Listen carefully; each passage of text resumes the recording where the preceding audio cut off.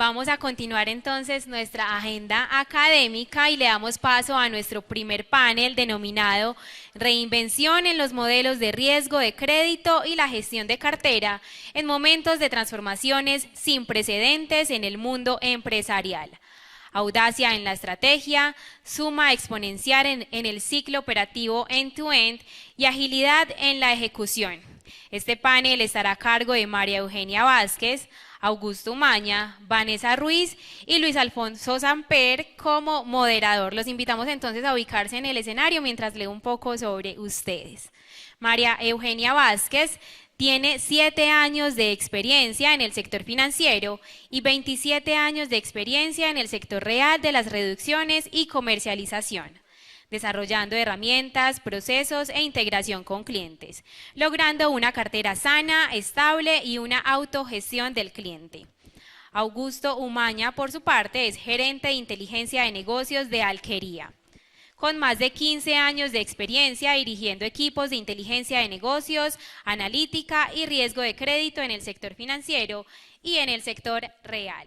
Es economista de la Universidad de los Andes con especialización en matemática aplicada de la Universidad Sergio Arboleda y cuenta con 2 maestrías, una en economía y otra en inteligencia analítica, ambas en la Universidad de los Andes. Vanessa Ruiz, por su parte, es administradora de empresas y magíster en ciencias de la organización de la Universidad del Valle. Tiene experiencia en ventas, desarrollo y mejoramiento comercial de operaciones, proyectos informáticos, gestión administrativa, gestión de crédito y cartera y planeación financiera. Tiene 12 años en Koala S.A., liderando equipos cuyos objetivos están orientados a la definición e implementación con excelencia de procesos y actividades de alto impacto. Y nuestro moderador, Luis Alfonso Samper, es administrador de empresas con más de 40 años de experiencia en el desempeño de cargos gerenciales en los sectores financiero, público y cooperativo, con amplias habilidades como consultor en temas financieros y comerciales. Es consejero de familias empresarias y de gobierno corporativo. Su trayectoria incluye la participación activa como miembro independiente en juntas directivas y comités consultivos de apoyo en los sectores real, financiero y público. Asimismo, la reorganización de pasivos y procesos de intervención y o liquidación. Les doy paso entonces a los 4. Gracias por acompañarnos. A ti, gracias. Yo los invito a que nos juntemos un poquito, porque es que quedamos, hay veces como en algunas compañías, comercial a un lado y financiera al otro. Perdón de los patrocinadores, pero es que como esas barreras no me gustan. Quedamos más cercanos, ¿no les parece? María Eugenia, muchas gracias por darnos esa oportunidad. Bueno, primero que todo, agradecerle su asistencia. Gracias a Beatriz por esta invitación. En lo personal me siento muy honrado de estar con estos ejecutivos de unas grandes empresas de este país.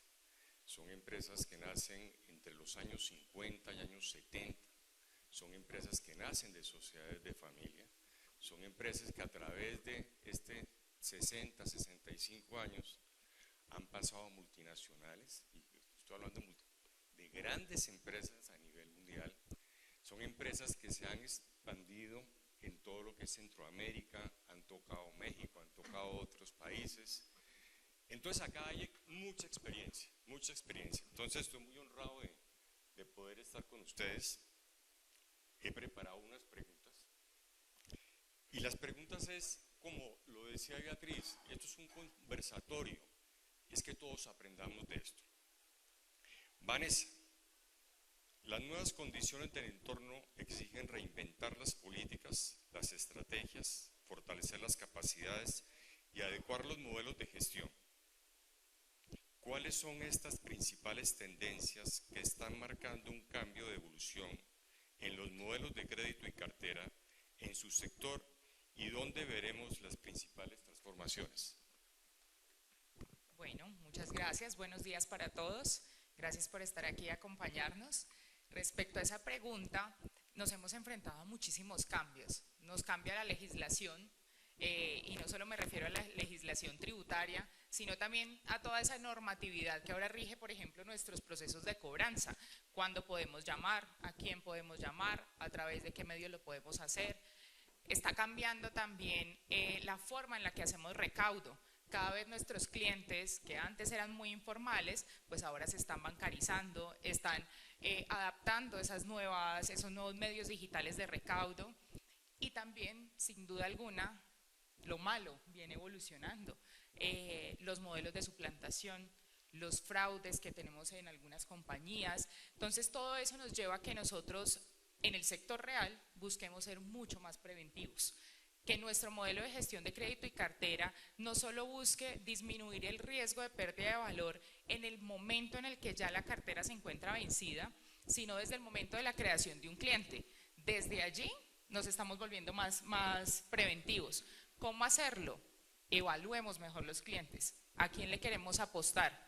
¿Qué nivel de riesgo queremos asumir? Dependiendo del comportamiento que ya tienen esos clientes con otras compañías en el mercado. Y ya cuando estén con nosotros, ¿qué vamos a evaluar para que podamos seguir monitoreando ese riesgo y sigamos apostándole a seguir creciendo con ellos o a restringir un poco el monto y el nivel de riesgo que estamos asumiendo? Entonces, ahora los modelos son mucho más preventivos y mucho más preventivos desde las etapas previas, desde el inicio de la relación comercial y no solo en el momento en el que vemos el riesgo de perder la cartera. Ser más preventivos también implica que nuestro equipo, nuestra gente, no solo del área de cartera, sino también en el área comercial, pues esté en función de eso. Como lo diríamos popularmente, hay que sospechar de todo.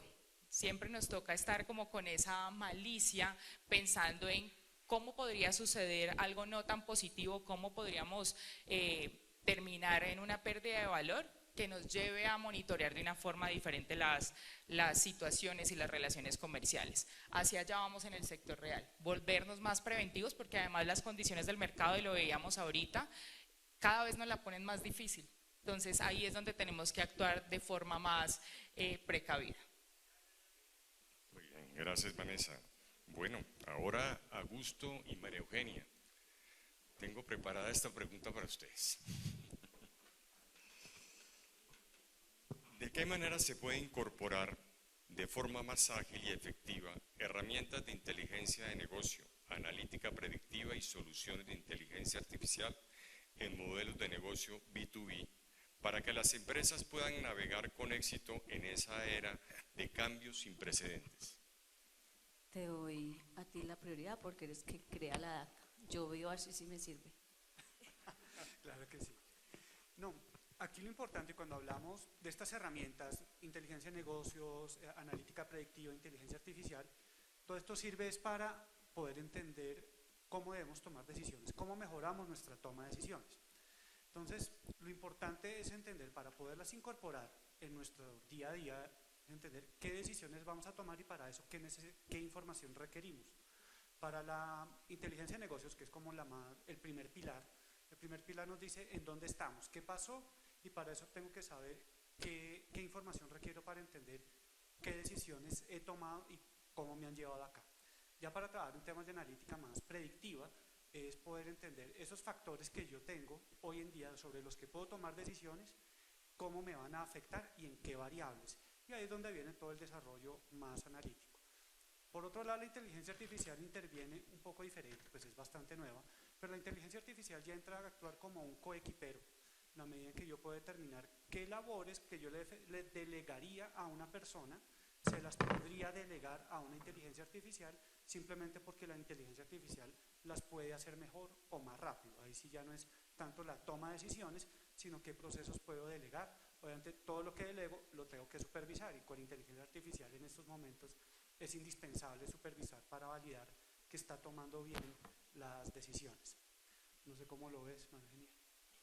Muy bien, Augusto.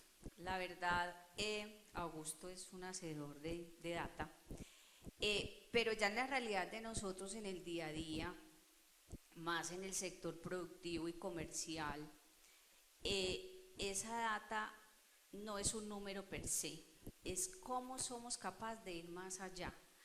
Cómo nosotros, porque yo me acuerdo hace más de 10 años, le decía a mi equipo de trabajo, vea, el departamento que más fácil tercerizar es el de nuestro. Si nosotros nos quedamos en cobrar, está vencido, dar un crédito, porque hemos tenido la bondad de manejar todo la transversalidad del crédito, es decir, desde que nace el cliente hasta que lo potencializamos o hasta que va. Nosotros hoy solamente manejamos el B2B, aún estamos nacientes en el B2C, el e-commerce, llamémoslo así, pero es como nosotros nos salimos de la caja, o sea, como esas herramientas, hace más o menos 7, 8 años, nosotros hicimos un portal de clientes, pero ese portal de clientes no lo hicimos solo desde el departamento de crédito y cobranza, sino como logramos que toda la compañía estuviera ahí, es decir, que el cliente tuviera una experiencia desde su pedido, desde el tracking del pedido, desde la cartera, desde su parte comercial, y se nos convirtió en una herramienta que ayudó a cobrar, porque desde que el cliente ingresa su pedido, el mismo portal, es un portal in-house, está en línea con nosotros, le dice su pedido no puede ser procesado porque no ha pagado o posiblemente no tiene cupo. Y fuera de eso, otro de nuestros dolores es cómo proceso los pagos, muchos pagos que están en el banco. Entonces yo le decía estos días a un banco, ya el valor suyo no es que me ayude a identificar partidas, es cómo vamos más allá, es cómo nos concentramos en lo que tú decías, ese tendero ya ha evolucionado, ya está incorporado en el sector bancario. Entonces esas herramientas, nosotros desarrollamos un RPA que nos procesa los pagos. ¿Dónde estamos concentrados hoy como equipo? Desde esa analítica, desde esa inteligencia artificial, es ese valor agregado, esa diferencia que tenemos que hacer nosotros como departamento y esa visual, no de la persona detrás de un escritorio que nos ven como la que no deja vender, la que pone el palo en la rueda, no. ¿Cómo conquistamos de izquierda a derecha y lograr poner a trabajar hasta el mismo cliente para nosotros? Es ahí donde realmente cobra valor la data, porque la data fríamente, digamos que hoy la estamos desperdiciando, porque a nivel de inteligencia artificial han salido unas cosas espectaculares a nivel de robot, pero siento que nos estamos quedando estancados en la evolución. Muy bien. Bueno, yo quiero que ustedes dos me profundicen en el tema de inteligencia artificial y para eso les voy a dar 1 minuto a cada uno. Ustedes llegaron unas multinacionales a participar en estas dos sociedades. ¿Cómo esa política, cómo esas nuevas prácticas de gobierno, esa inteligencia artificial llega a estas empresas y cómo ustedes en sus cargos están trabajando esto? Pero hablemos 1 minuto de esa inteligencia artificial. Claro que sí, pues te cuento que nosotros en este momento en Alquería estamos en un grupo de trabajo pensando en cómo llevamos la inteligencia artificial al día a día, porque inicialmente es algo que cualquiera puede utilizar libremente, cualquiera puede coger, hacer un ChatGPT y empezar a sacar cosas de ahí. La pregunta que nosotros tenemos y nos estamos haciendo es cómo hacemos para que todos en la compañía realmente la usen. Ahí lo que estamos es, primero, pensar un tema más de capacitación y de formación, que es un programa que vamos a sacar, pero también acompañado de eso nos hemos enfrentado en qué reglas de uso deben tener, qué es ese decálogo, por decirlo de alguna forma, de qué se puede hacer con la inteligencia artificial y qué no. Por ejemplo, hay algo importantísimo con estas herramientas, es que toda la información que uno le dé, él la va a absorber, es decir, es como si se lo contara al mundo completo y que eventualmente pues estas compañías lo transforman y lo entregan a otras personas en el mundo, tal vez no con el nombre directo, pero sí es importante cuidar qué es lo que le decimos, porque es como si se lo contáramos al mundo. Y por otro lado, era lo que les decía, la inteligencia artificial todavía puede alucinar, que dicen, inventarse las cosas. Entonces, lo que nosotros hagamos con inteligencia artificial es necesario supervisar que lo hizo bien. Es como si tuviéramos a un miembro nuevo del equipo, pero es junior, y es un junior que puede tender a decir mentiras. Entonces siempre hay que validar y en últimas la responsabilidad del uso de la inteligencia artificial es mía. Yo no puedo decir, no, es que esto me lo dijo ChatGPT, porque así no funciona. ChatGPT no se va a hacer responsable, que el responsable soy yo. Y eso es lo que estamos trabajando con la organización para que empecemos a usar responsablemente la inteligencia artificial. Gracias. Bueno, en el caso nuestro es una compañía muy inquieta, la verdad muy innovadora en todos estos temas, pero especialmente muy concentrados en toda la parte de mercadeo. en toda la parte de ventas y de alguna manera en la parte de producción. Es como nosotros desde finanzas nos incorporamos, porque normalmente nos dejan de lado. Entonces yo me siento siempre en la época de la conquista. ¿Cómo logramos conquistar? ¿Cómo logramos romper esa barrera y de venderles que sin esto, o sea, este polo a tierra que siempre somos nosotros, la venta no se va a dar, porque se da una sola vez, pero no crecemos sanamente, no aportamos al capital de trabajo. Entonces, la verdad, la compañía, y más ahora que somos una multinacional ya de talla mundial, en la medida que fuimos incorporando otros países, pues se hace mucho más grande la data y más difícil. Pero como les decía ahora, no es per se la data, es cómo aprovecho eso para volverme la coequipera de ventas, o sea, para que ventas me tenga en el top of mind todo el tiempo. Y realmente de la inteligencia artificial hemos desarrollado cosas que posiblemente en nuestro departamento no había el presupuesto, pero como logramos conquistar, logramos que fuéramos incorporados allí. Muy bien, gracias María Elena. Vanessa, ¿quieres agregar algo? Tengo es una duda y es cómo manejan los temas de ciberseguridad. Pues porque estamos ante un escenario de riesgo en el que justamente la implementación de esas herramientas se puede convertir en una ventana para que pasen cosas. Sí, precisamente por eso es lo que estamos evaluando. ¿Esto hasta qué punto es un riesgo de ciberseguridad? ¿En qué punto la gente empieza a escapar información, hacer que se escape la información y quede en un ChatGPT, que queda revuelto como con todo el conocimiento del mundo, pero eventualmente se está escapando? Entonces, estamos trabajando, no te tengo una respuesta, estamos trabajando en eso, y yo creo que inicialmente lo que vamos a trabajar es mucho desde la formación y la concientización, porque eventualmente lo puede hacer desde el computador de la oficina, o desde la casa, o desde el celular, desde cualquier punto lo puede usar, y en principio es el uso responsable de la herramienta. Pero definitivamente hay otras metodologías, pero ya más avanzadas, que toca empezar a explorar para evitar esos riesgos de ciberseguridad. Yo complementaría no nos paralicemos por la ciberseguridad. El fraude siempre va a existir. No existe hoy en el mundo una herramienta que te permite y te asegura que no va a haber fraude.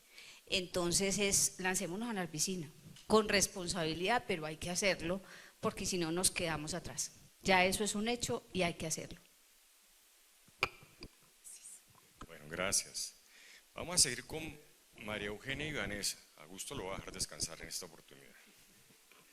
¿Es usual que en el sector empresarial seguirle despachando mercancía a los clientes que ya están vencidos? ¿Cómo afronta estas necesidades y las realidades particulares de su negocio, sin exponer aún más su empresa a un mayor riesgo o a generar una cartera irrecuperable? Entonces, mujeres, por favor. Es una realidad. Creo que es innegable en el sector real que muchas veces la prioridad es la venta, y así el cliente esté vencido, pues hay que continuar vendiendo, sobre todo cuando hay una iniciativa en curso, y lo digo con dolor propio porque me pasa constantemente en Koala, pero creo que es fundamental hacer partícipe a ventas de que no siempre la prioridad es la venta, y que sí deben haber como unos niveles de aprobación. Esos niveles de aprobación dan susto, porque a uno le dicen, no, hay que decirle a tu jefe, o hay que decirle al gerente, o hay que decirle al director, y la gente se paraliza y empieza a pensar si tal vez sí es necesario levantar la mano y seguirle despachando a ese cliente que ya tiene un vencimiento o tiene un riesgo en su cartera. Entonces creo que lo primero es sí tener claro el panorama de niveles de aprobación, porque si diferentes personas, dependiendo del tipo de cliente, deberíamos ser partícipes de la decisión de qué riesgo no asumir. Pasa, hay algunas grandes superficies hoy, por ejemplo, no tienen unos estados financieros saludables, y creo que lo conocemos todos, pero aún así queremos estar presentes en esas compañías, queremos que nuestras marcas estén exhibidas allí, queremos tener gran participación en esas exhibiciones. Entonces, ¿a qué nivel de riesgo le apostamos y quién participa en la decisión? En algunos casos, en nuestro caso particular, hasta la dirección general participa en cuándo asumimos o no el riesgo. Cuando son clientes más pequeños, queda más a nivel como a discreción del área de cartera, pero es en común acuerdo con el área de ventas. Nosotros tenemos una particularidad y es que nuestra área tiene mucha interacción con el área comercial, entonces que se den esas conversaciones es mucho más fácil y llegar a acuerdos que nos dejen claro el riesgo a ambos es mucho más claro. Y tener en cuenta las únicas veces, que sea una única oportunidad, que no se vuelva una constante, porque es que a veces si es el mismo cliente todas las semanas, entonces ya el argumento no es tan convincente. Gracias. Gracias, Vane. Bueno, en el caso nuestro, la verdad no es una realidad. En lo normal no despachamos a clientes vencidos. Digamos que eso se debe a una evolución y a un crecimiento dentro de la compañía y a un grado de madurez, como les decía, ese matrimonio que logramos tener, comercial, mercadeo, ventas. De hecho, no hay niveles de aprobación. Los niveles de aprobación somos nosotros, porque siento que tenemos el conocimiento, hemos logrado esa visita al cliente, conocer el cliente desde que nace, y siempre lo hacemos desde los datos y los hechos, desde el riesgo. Obviamente hay momentos como fue la pandemia, hay momentos hoy como es el Canal Salud, que es lo que estamos viviendo, entonces hay que entrar obviamente a negociar y a generar maneras de cómo despacho, de cómo lo logro, pero no es la naturaleza de tengo que despachar porque Venta lo dijo, porque el de más arriba lo dijo, o inclusive el presidente, no es así. Hay un respeto total por el conocimiento nuestro, por la forma como operamos, por la forma como les entregamos la data, por la forma como nos anticipamos, y además el cliente lo tiene ya tan claro, o sea, es una cosa muy ganadora, porque desde el mismo portal el cliente ingresa y ve que no ha pagado y él sabe que no va a haber despacho, o ya se anticipa. Hace la llamada, me pasó esto, tuve este inconveniente, lo puedo hacer mañana, las fiestas de San Pedro y San Pablo, pues porque como digo yo, se murió el gatico, se murió el perrito y todo es una disculpa para no pagar, pero se anticipan y no es un factor sorpresa. Entonces desde ahí hemos logrado tener ya muy maduro ese proceso. Nos tenemos que hablar más seguido. Perfecto, Vane. Gracias. Bueno, Augusto, vuelvo contigo. La data se ha convertido en el nuevo oro, pero en el sector empresarial, en los modelos B2B, es difícil levantar data que pueda ser estandarizable para la toma de decisiones o para procesos analíticos de las áreas de crédito o digitalizar procesos de negocio, de cartera o cobranzas. ¿Cómo superar este desafío, Augusto? Bueno, hay parte mucho de entender, como les decía al principio, cuáles son las decisiones que se tienen que tomar. Y para determinar qué decisiones se tienen que tomar, tengo que pensar también ahí, ya cuando sé qué decisiones hay, cuál es la información que requiero. Yo a veces no requiero toda la información del cliente, pero solo requiero alguna información particular para poder entender cómo está comportándose el negocio, en este caso la cartera. En ese sentido, requiere hacer un ejercicio más como de derecha a izquierda, no es de qué data tengo hoy almacenada hacia dónde me va a llevar eso, sino qué es lo que tengo que hacer y hacer todo un ejercicio de ingeniería para entender desde dónde puedo empezar a captar esa información y organizarla en un flujo de datos que al final sea realmente útil. Es cierto que en el B2B no es muy estandarizable, hay muchas particularidades, pero dentro de esas particularidades tengo que entender cuál es lo general y sobre todo el manejo de data no estructurada también es una disciplina del manejo de data y hay modelos de bases de datos que permiten hacerlo. Lo importante es saber para qué la necesito, cuál es la información que necesito, para qué la necesito y construir todo el flujo de datos para que esté a la mano y tomar la decisión en su momento. No sé si tienen algún comentario aquí mis compañeras. Bueno, Vanessa, ¿cuáles deberían ser esos nuevos criterios de segmentación en cartera empresarial que recojan las nuevas realidades que han detectado y qué nuevas variables se deben incorporar? Bueno, creo que en compañías que atendemos diferentes canales del B2B, sí es fundamental que la segmentación principal sea por tipología de cliente, porque eso también nos permite definir unos criterios al interior de cada uno de los canales para determinar cuándo cuándo activar algunas acciones y cuándo considerar que hay alguna cartera en riesgo. Eso es lo primero. Ya al interior de cada canal sí se deben dar dos tipologías de segmentación. Una es la comercial, con todas las variables de ventas, de volumen, de estrategia de descuentos comerciales que quiera hacer el área de ventas, pero también hay una segmentación de riesgo desde el área de cartera. En nuestro caso, manejamos dos tipos de segmentación. Uno es el riesgo de crédito, para poder asignar el monto de riesgo que le quiero entregar a ese cliente, y el otro es la segmentación de cartera, dependiendo de las variables que se muevan mensualmente en el comportamiento del cliente. Sobre esa realidad mensual, nosotros asignamos, por ejemplo, una calificación que nos dice en qué nivel de riesgo se encuentra el cliente desde alto hasta bajo, y con esas calificaciones tomamos algunas decisiones. Esas variables que nos dan esa calificación son netamente de cartera y son variables que nosotros conocemos: vencimientos, hábitos, días de mora al cierre de cada uno de los meses. Entonces nos permite monitorear de cierta forma a esos clientes y empezar a segmentarlos mensualmente.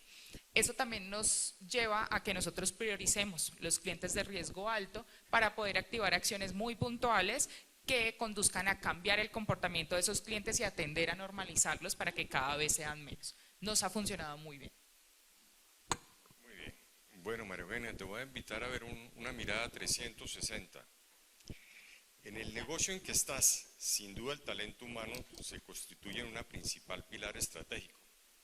¿Cómo viene evolucionando el liderazgo, la cultura, las competencias para generar equipos de mayor impacto, adaptabilidad en esta era de cambio sin precedentes?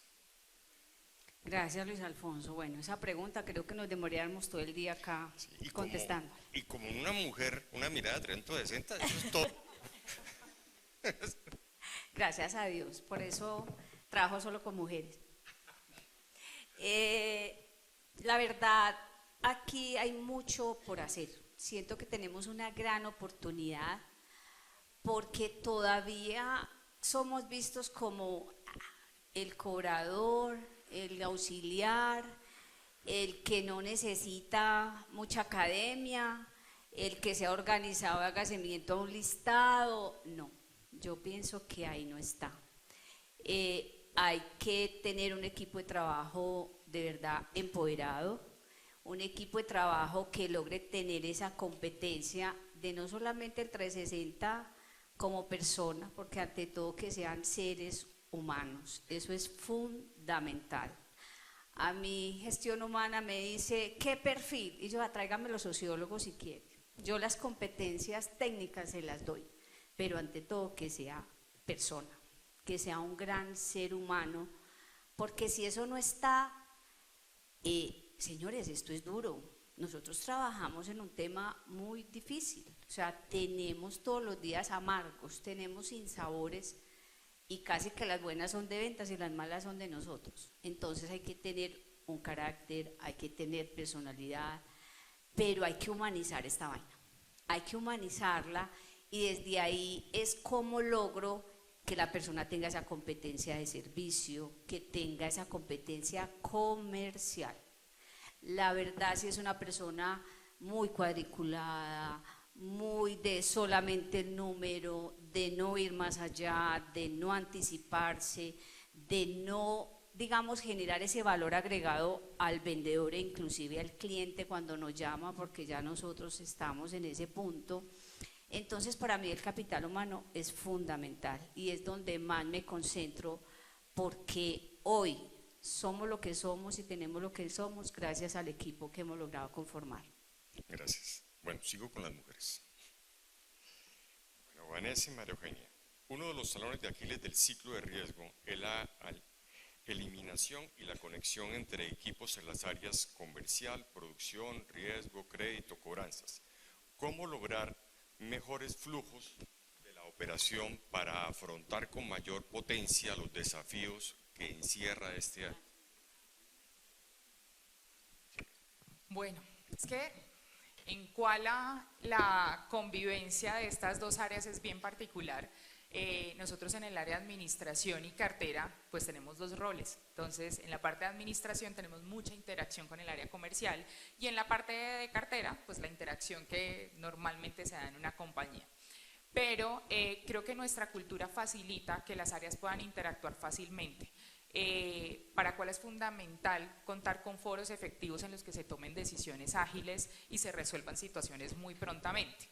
Entonces, eso nos ha llevado a que el canal de comunicación entre las dos áreas sea muy fácil, sea muy consciente de ambas partes y que se dé también en escenarios muy frecuentes, no solo las revisiones puntuales de los temas de cartera, sino mejoramiento a procesos, a procedimientos críticos, también hablar sobre las oportunidades que tenemos en la interacción de los equipos.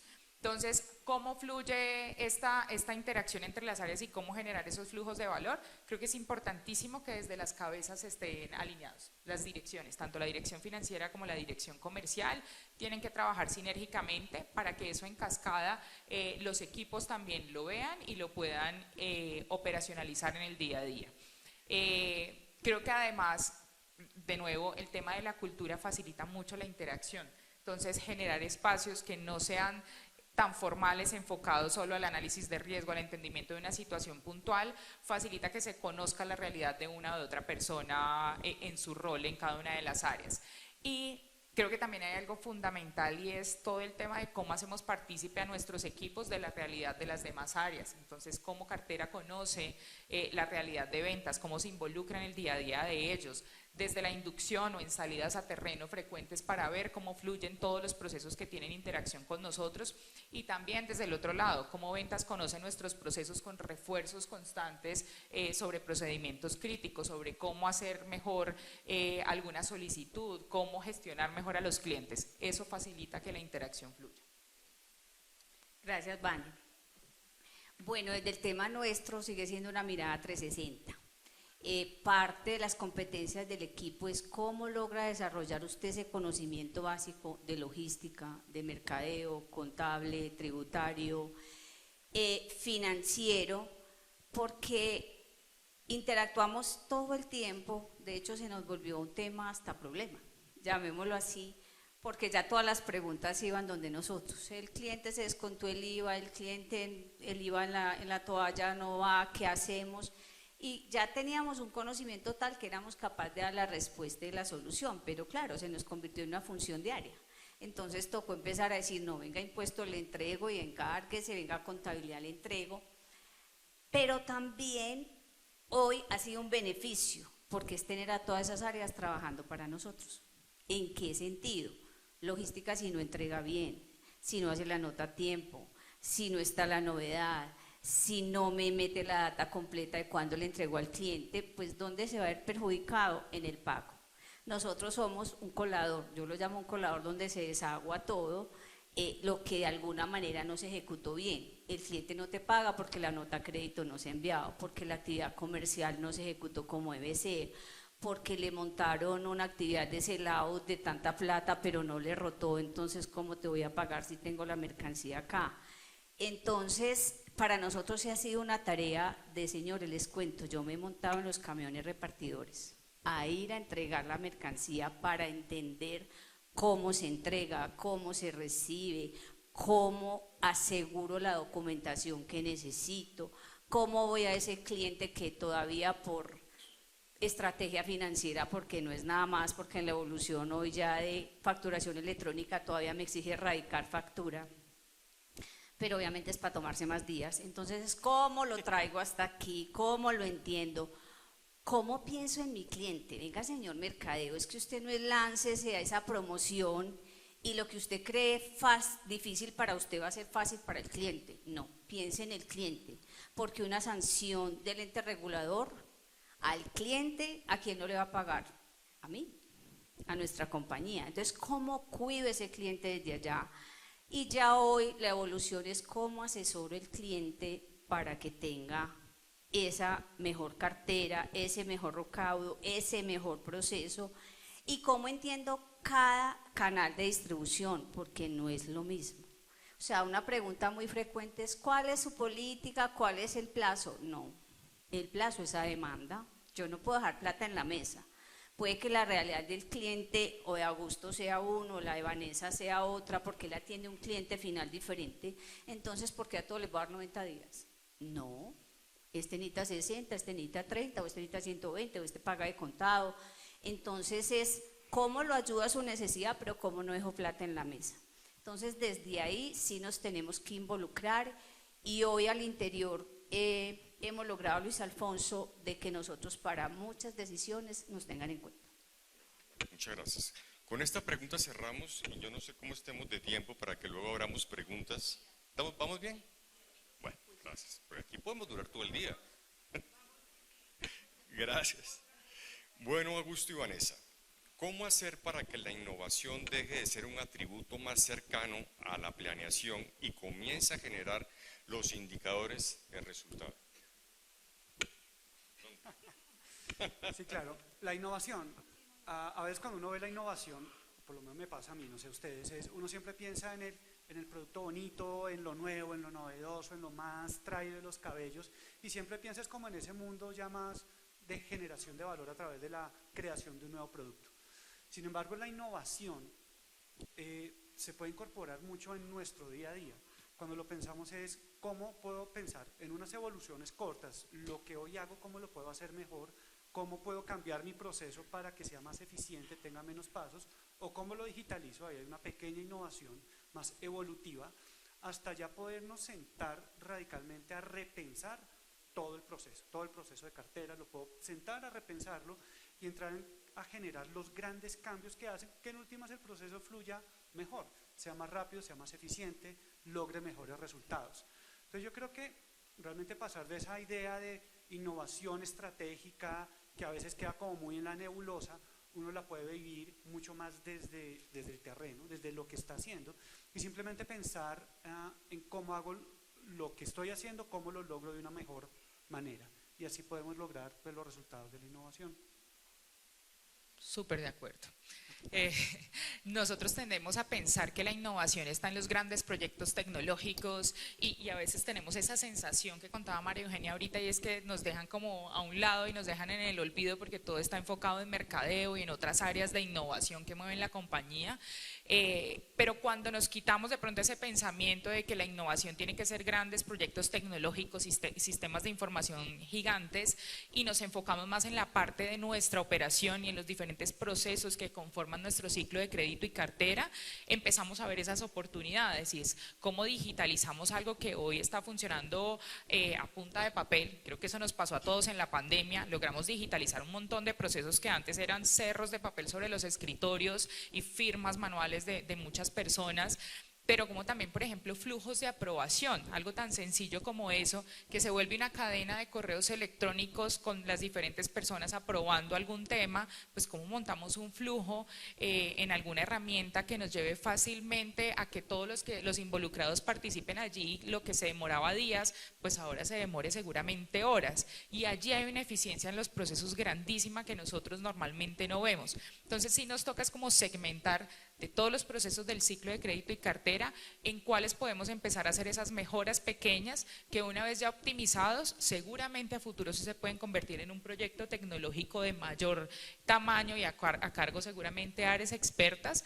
Pero creo que por ese cambio justamente en el perfil de las personas que hoy tenemos en los equipos de cartera, que ahora cada vez son más profesionales, más metidos en el mundo tecnológico, contamos con el talento humano para que puedan plantearse esas alternativas de mejora, puedan empezarse a implementar esos pequeños cambios, y todo eso nos lleva a optimizar todos nuestros procesos de crédito. Yo ahí quiero complementarles, Alfonso, es cuando nosotros hoy, por ejemplo, hablamos del portal de clientes que tenemos, y de verdad quiero ser muy enfática, es de clientes, no es de vendedores ni analistas de cartera, es de clientes. Y hoy nos dicen cómo montaron el RPA para pagos y cómo montaron portal. Y yo les decía, no se preocupe, es cómo montamos esto, sino usted cómo organiza el proceso. Porque bien, como lo dice Vanessa, la innovación siempre la conectamos con la tecnología.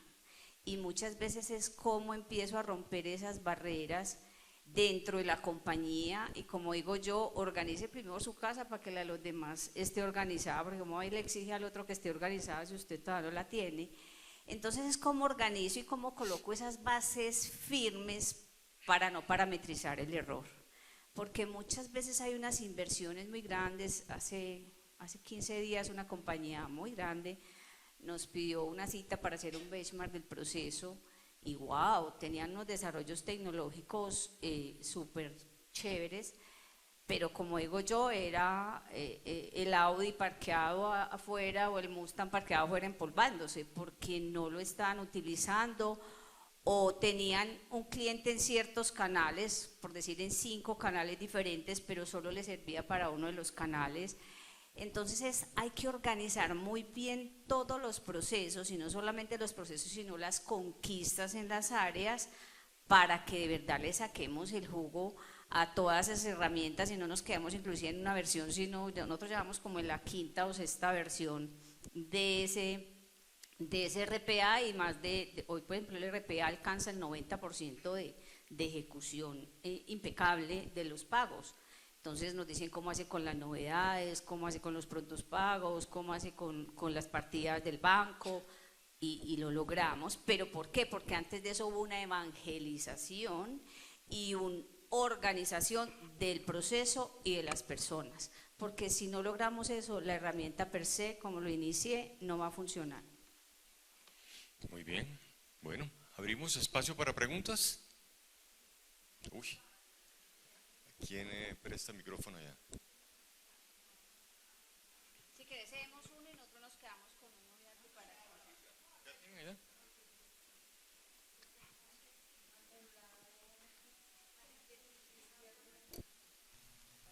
¿Me dejan espacio para que yo haga una pregunta también? Hola, muy buenos días a todos. Si me lo permiten, primero un comentario y 2 preguntas, ¿de acuerdo? Me invitaron al evento y cuando yo leí ciclo de riesgo quedé bloqueado. Riesgo, no me acerco, ¿sí? Yo tengo frío, no te acerques a la hoguera para que te quemas. No, tengo frío, oye, acércate hasta donde te sientas cómodo, pero cuando yo leo la palabra riesgo no veo oportunidades, ¿sí? He escuchado mucho recesión, ¿sí? Y cuando estamos en la ANDI, entonces vemos eso, un estancamiento de la economía. ¿Por qué? Por miedo al riesgo. Entonces los invito un poco, ese es mi comentario. He escuchado mucho riesgo y recesión. Y cuando uno escucha eso, no hace nada, no se mueve, ¿sí? Para todos, los escucho preocupadísimos por la inteligencia artificial con el tema de riesgo de ciberseguridad. Cualquiera de los 3 que me conteste, ¿tienen prohibido Telegram o WhatsApp en los celulares de sus empleados? Cuando se conectan remoto, controlan sus VPNs. Cuando están en una red abierta, han bloqueado los portátiles. Tienen bloqueados los puertos USB, micro SD, USB en sus computadores. ¿Sí? Pueden evitar que capturen el print screen de las pantallas. Tienen Teams corporativo, y cuando los invitan de otra compañía en Google Meets, ¿cómo controlan la seguridad o viceversa? Creo que los riesgos de ciberseguridad los tenemos hace años. Entonces, que digamos que la inteligencia artificial nos va a poner un riesgo adicional, como que lo dudo. Pero los invito a que me digan qué medidas han tomado desde que nació WhatsApp o cualquier herramienta de comunicación para controlar la ciberseguridad en sus compañías. Y una pregunta especial para Vanessa, ¿sí? Nos habla de estudiar mucho al cliente. Cuando yo miro el auditorio, la mayoría somos millennials, ¿sí? Entonces fuimos clientes del sistema financiero superando los 20, 25 años, ¿sí? Hoy en día nuestros chicos a los 15 años ya son clientes del sistema financiero con Nequi, Daviplata, ¿sí? Bancolombia, Vivienda, estudian mucho el riesgo. Y llegó Nu, no estudió el riesgo y lo superó en clientes. Y tú me estás diciendo, no, hay que estudiar el cliente porque el riesgo. Entonces terminamos vendiéndole a los mismos y prestándole a los mismos, y necesitamos ampliar los clientes. Entonces, ¿qué estrategias estás pensando a futuro dentro de la organización para ampliar esos clientes? Porque es que estudiar el cliente puede limitar el crecimiento de la organización. Gracias.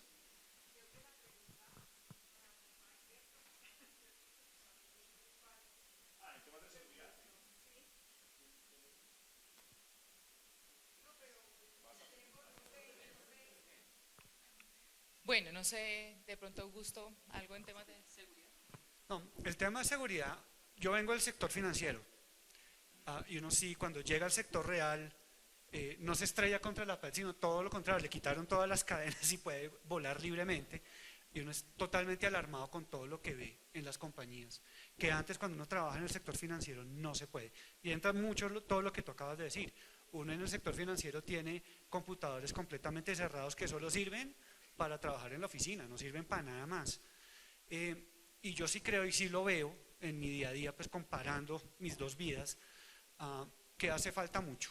Hace falta mucho porque sí hay riesgos delicados en los cuales puede haber no solo fugas de información, sino captura de información en el sentido de entrar a ser víctimas de un problema de ciberseguridad grave, como pasó el año pasado con toda esta red que colapsó todo el tema público en Colombia. Y eso es algo que le falta mucho al sector real aquí. ¿Y por qué no lo hacen? Por temor a generar esas trabas que tú decías ahorita. En realidad uno sí puede trabajar, lo que pasa es que tiene que acomodarse a las nuevas formas de trabajar en un ambiente seguro. Los chats y todo eso deben ser vigilados, controlados, aplicaciones corporativas, celulares que son solo de la compañía y solo sirven para comunicarse con temas de la compañía. Eso es algo habitual en el sector financiero, pero en el sector real no se concibe, es inconcebible. Y ya la otra te dejo. Bueno, yo pienso que enseguida Vane contestadas. Gracias por tus aportes y por tus apreciaciones. Gracias por invitar a Beatriz a que le cambie el nombre a la revista.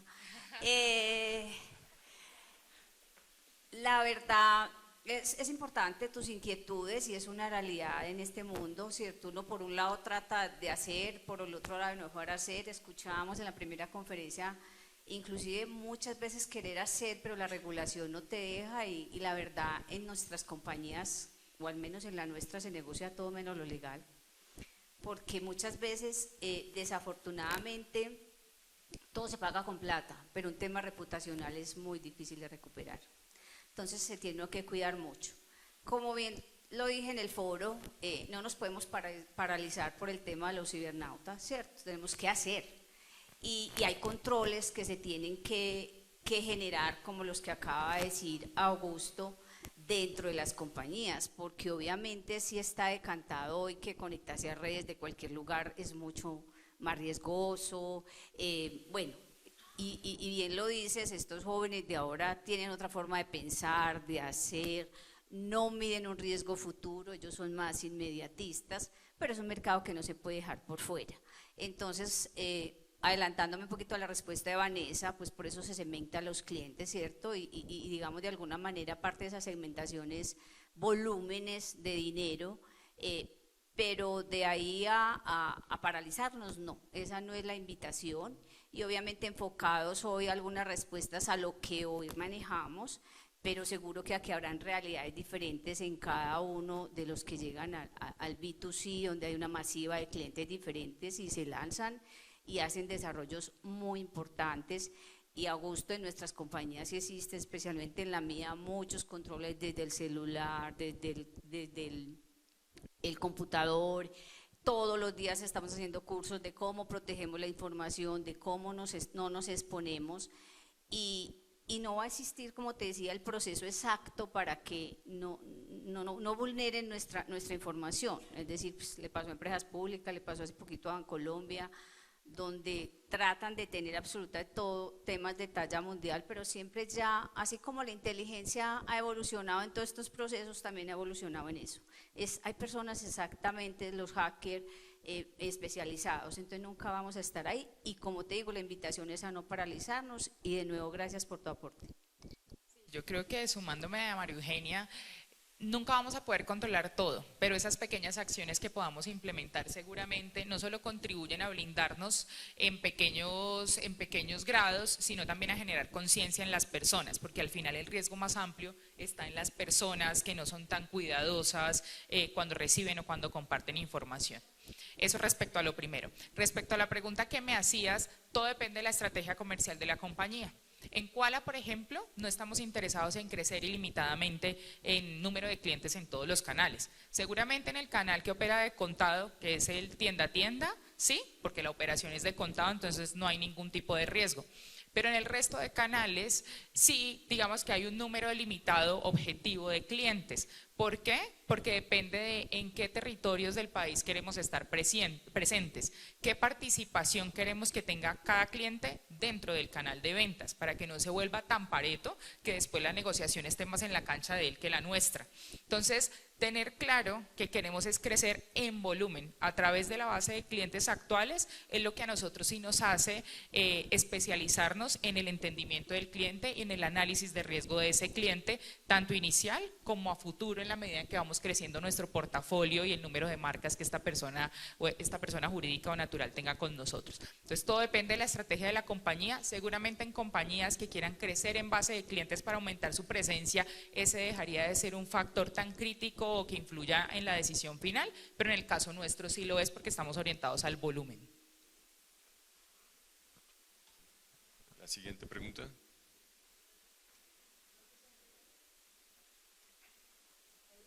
Sí. Ya. Buenos días, muchísimas gracias, señores panelistas. Les quiero agradecer de verdad la transparencia con esta, pues, en esta agenda tan académica para todos nosotros, porque no es tan fácil que le estén contando a uno qué estamos haciendo abiertamente para implementar al interior de cada uno de nuestras compañías. Mi nombre es Sandra Vega, trabajo como consultora en el área de Core Business de ciclo de riesgo, mucho gusto.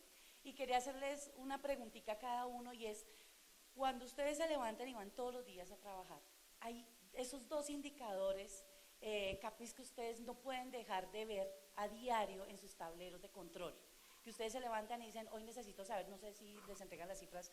Yo trabajaba donde me entregaban las cifras a las 6:30 de la mañana, y era importante que a las 7 de la mañana que estábamos trabajando las tuviéramos ahí, súper exactas. No teníamos todo, obviamente, porque pues en el día se iban dando los demás. Pero esos dos capis que ustedes dicen, 2 o 3, no puedo llegar a la oficina si no tengo esos 3 datos que son súper importantes para mi gestión diaria y de mi equipo de trabajo. Muy bien. Bueno, creo que para nosotros es importantísimo la venta diaria. Como tú dices, nosotros a las 6 de la mañana recibimos la venta, y eso para un área de cartera es fundamental porque sabe cuál va a ser el comportamiento de los siguientes días a nivel de crédito. Si la venta viene aumentando, si tuvimos una iniciativa que está superando el objetivo, ya nos preparamos porque tendríamos que hacer un aumento masivo en los cupos de los clientes para asegurar que la presencia de esta marca esté en todos los canales. Eso es lo primero. Lo segundo, el hábito de pago. Nosotros monitoreamos todos los días el hábito de pago de los clientes para saber si está cambiando el comportamiento de ellos dependiendo de alguna situación puntual. Entonces, por ejemplo, nos pasó en marzo con Semana Santa, el hábito de pago nos cambia por algo ajeno seguramente pues a la operación comercial del día a día, pero empezamos a entender qué era lo que nos iba a pasar con el hábito de pago, justamente porque el cierre de mes fue el miércoles de la Semana Santa, entonces se nos ampliaron los números. Y eso lo monitoreamos todos los días. Y creo que el tercero, en mi caso puntual, es el uso del cupo. Se me está convirtiendo en un tema de análisis porque tendemos mucho a irnos a asignar cupo con lo que los estimados de ventas que nos entrega el área comercial, y con el objetivo de garantizar que la venta pues esté allí sobre la mesa. A veces nos vamos por encima en los niveles de cupo, y es cupo subutilizado y es mayor nivel de riesgo por si en algún momento se llega a tomar una decisión diferente por parte del cliente, o incluso por errores del vendedor. Si le gestionaron un pedido por mayor valor del que necesitaba y el cupo se lo permitía, pues después eso implica no solo que haya un riesgo de pérdida, sino que posiblemente haya una logística inversa que afecte los indicadores ya y eso disminuya la venta. Creo que son esos los 3 fundamentales en este momento. Bueno, gracias por tu pregunta. La hiciste y yo empecé a preocuparme. Yo, ay, güey, madre, yo soy la niña diferente de este tema porque yo no pienso en ningún indicador. En ninguno. O sea, si me hubieras hecho la pregunta hace 15 años, posiblemente sí. Pero hoy el proceso está tan maduro, tecnológicamente tan asegurado, que simplemente el resultado se tiene que dar. Sí, o sea, obviamente si hay una meta de rotación, hay un presupuesto de recaudo, pero es desde el primer día. Pero les juro, de verdad, aquí están mis colegas, parte de la gente sabe cómo trabajo, está Sandra, que es mi coequipera todo el tiempo, jamás llego a ver un indicador, porque es que se tiene que dar por naturaleza. Pero aquí hay algo que también no les he contado, y es que de alguna manera nosotros logramos conectar el corazón con el bolsillo. Nosotros logramos traer a ventas a que le pagaran por recaudo. muchos años de la compañía, el pago fue 100% por recaudo. No había pago ni por base de venta ni por venta, era por recaudo. Y era en escala de recaudo. La verdad para mí fue una bendición, es decir, fue evitar 3 tinturas más al año, porque empezaron a trabajar para nosotros. O sea, nosotros no cobramos. Nosotros, el 99% de nuestras visitas es hacer relacionamiento, pero no a cobrar. Quien cobra son los vendedores. Y su sistema, hoy ya cambiamos hace, ¿qué? 3 años, Andrita, 3, 4 años, como ya vimos el grado de madurez, el grado de comportamiento del cliente, ya digamos hay un componente diferente y ya se incorporó la venta, el portafolio, pero tampoco desconectamos el recaudo. Y ese recaudo es en escala de recaudo, no se le paga lo mismo en el 100%, no se le paga lo mismo si paga vencido a ciertos días, e inclusive llega un momento de la edad que no se le paga, pero tampoco se desconecta, porque es que muchas compañías dicen, si está vencido a más de 90 ya no se le paga, pero desconectó el vendedor y el vendedor feliz porque dijo, ay, por fin me sacaron eso de ahí. No, si él no lo logra ejecutar, empieza a bajarle el porcentaje de la comisión. O sea, siempre está conectado el corazón con el bolsillo. Entonces eso nos ha llevado a que llevamos más de 12 años de verdad, a que, por ejemplo, en Colombia cumplamos siempre por encima del 100% del recaudo. Ecuador, países muy difíciles, también hemos logrado llegar. Argentina, ustedes saben lo que se vive, pero siempre para nosotros esa fórmula es conectar el corazón con el bolsillo, obviamente con responsabilidad, teniendo indicadores, pero todo está a un clic del sistema. Y entonces para mí no es ni mi trasnochada ni mi pensamiento de primera mañana, es cómo amaneció mi familia, cómo amaneció mi gente y cómo están hechos, es lo que más me importa. Bueno, yo estoy en un área un poco diferente, yo estoy en inteligencia de negocios que es más transversal, entonces yo no estoy revisando indicadores diariamente, pero sí semanalmente te puedo decir, además por la naturaleza del negocio de alquería, yo veo 2 cosas muy importantes. Uno, las ventas. Sí es muy importante saber en cuánto estamos de venta, pero por otro lado, semanalmente estoy revisando la compra de leche. ¿Cuánto volumen compramos y a qué precio? Porque en eso, pues en el negocio que estamos, es vital porque todo eso se va transmitiendo muy rápidamente a ventas. O sea, son las 2 cosas que yo veo semanalmente.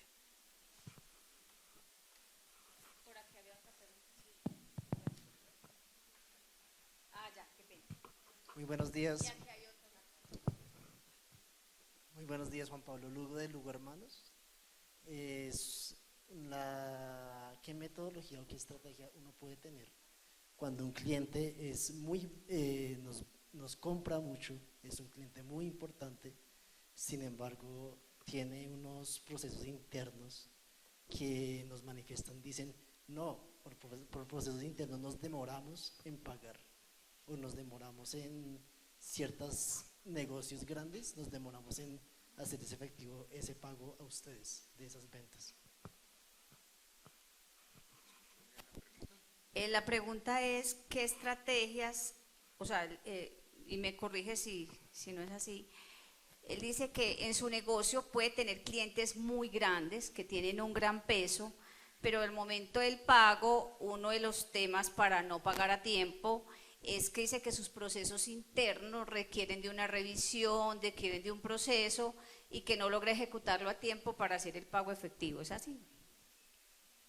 Bueno, pues la verdad en el tema de nosotros siempre tratamos es de ir al cliente y de entender su proceso, de sentarnos a la mesa con él y decirle cómo lo hace, cómo está pasando. Obviamente hay cosas, como les decía ahora, como clientes que todavía te dicen hay que erradicar la factura, entonces hay que esperar que el de logística llegue con la factura.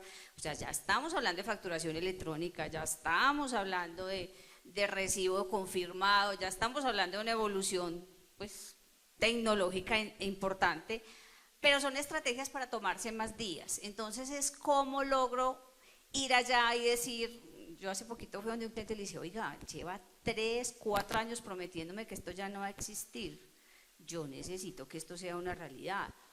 Pero entonces al interior de la compañía es cómo voy a logística, cómo voy a mercadeo, porque ese cliente tiene un asterisco grande, una bandera roja, una cruz negra, lo que sea, pero el proceso se tiene que salir para que eso sea rápido. Es decir, que ese señor me deje pagar porque él tenga un tema interno, pero no porque entonces mi logística no trajo la factura, al vendedor se le olvidó ir a radicarle, el otro no hizo la nota porque hubo un rechazo, porque hubo una avería. Entonces, como al interior aseguro mi proceso para que él no tenga disculpa. Entonces, como les decía ahorita, organizo primero y luego me voy allá. Venga, es que está bien que usted se demore internamente, pero me está perjudicando.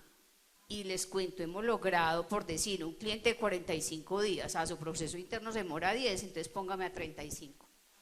Pero no me perjudique más. No es fácil. No es pues, si dirán, está tan romántica y todo lo ve muy bien, no, esto es de trabajo de mucho tiempo, pero de ir allá, de conquistar y de volver a insistir, y yo siempre digo, todo el mundo tiene su corazoncito, algunos tienen blindado, pero hay que saber qué blindaje tiene.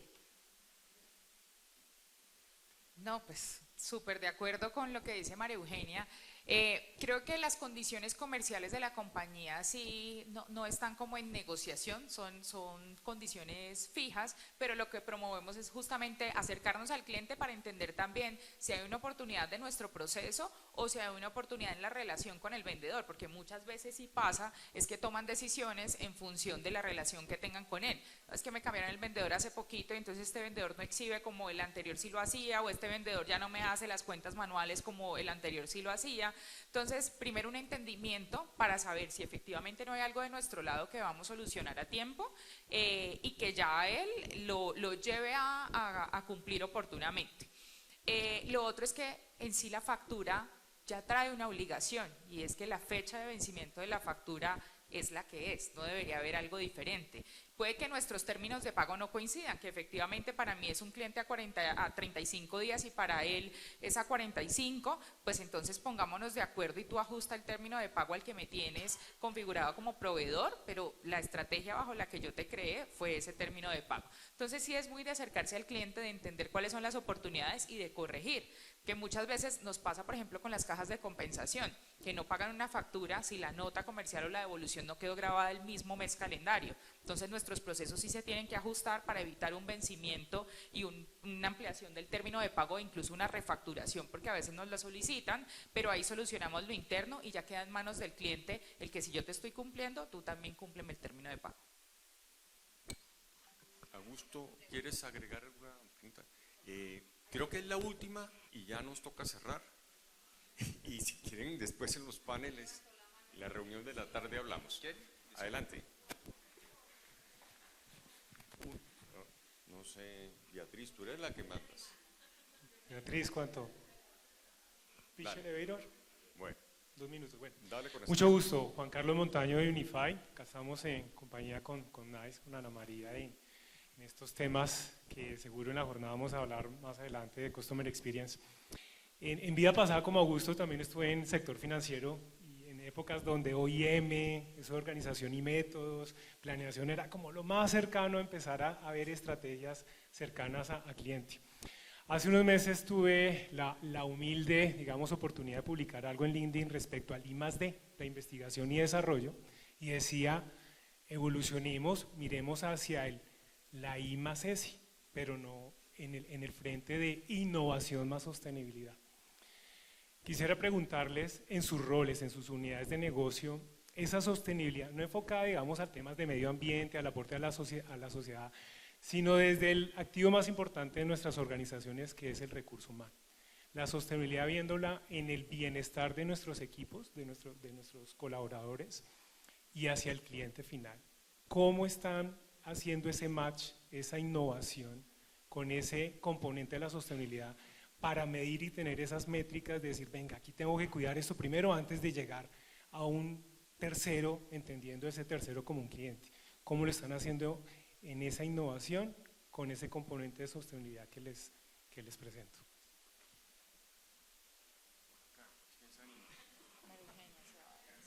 Yo me voy a lanzar. A ver, en la compañía, y creo que me han escuchado que para nosotros el factor humano es fundamental.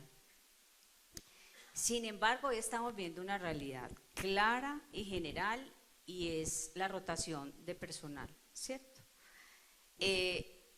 Yo les voy a decir, hasta hace 5 años era muy normal en la empresa, pues 10 años, 15 años, yo llevo 28, Sandra ya 18, 10, 6.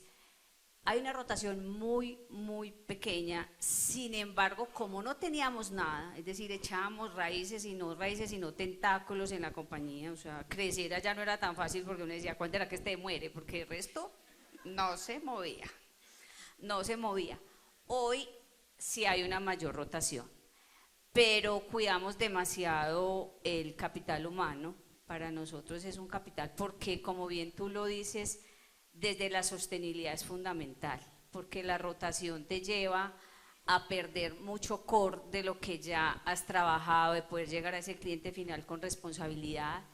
Entonces hoy la compañía se trabaja mucho en la conectividad, en el bienestar de la persona y su familia.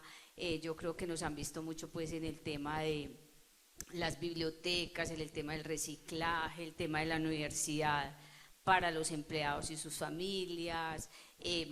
Salarialmente pues pienso que si no hay tantas rotaciones porque de alguna manera estamos contentos. Y cómo se involucra toda la compañía en la estrategia, es decir, no termina siendo de la junta directiva y ya, sino cómo logramos que la gente haga parte de, y hay un tema muy abierto a que cualquiera de la compañía puede generar una idea que se puede llevar a ese cliente final y poder llegar a ser sostenible. Entonces hoy la medición, la verdad, es muy buena. También ya hoy existe pues como todas esas métricas, tenemos un tema de My Voice donde todo el tiempo estamos encuestando de cómo nos sentimos, cómo estamos, cómo tenemos el sentido de pertenencia, y se hacen acciones one to one, o sea, no es masiva, sino nosotros como líderes a cada equipo le tenemos que generar un plan o de desarrollo o de mejoramiento o de conquista. ¿Cómo lo tenemos ahí? Obviamente todo no es romance, seguro que siempre habrá algo que hay áreas de más rotación, hay áreas donde no están, pero todo depende mucho del líder en la compañía. Pero como compañía es una métrica general. Pues rápidamente, el tema en Alquería de sostenibilidad es muy importante. Alquería es una compañía B, que eso se puede resumir como que Alquería no quiere ser la mejor compañía del mundo, sino la mejor compañía para el mundo.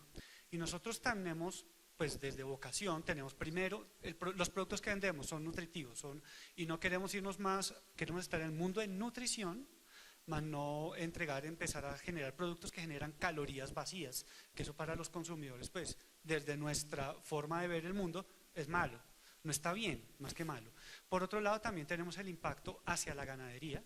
Por un lado la ganadería tiene un impacto ecológico muy fuerte, trabajamos todo el tiempo en ver cómo compensamos en el medio ambiente todo el tema que produce la ganadería, pero también los ganaderos, y más que pensar en los ganaderos son las personas, las pequeñas unidades productivas, es cómo nosotros apoyamos el desarrollo del campo.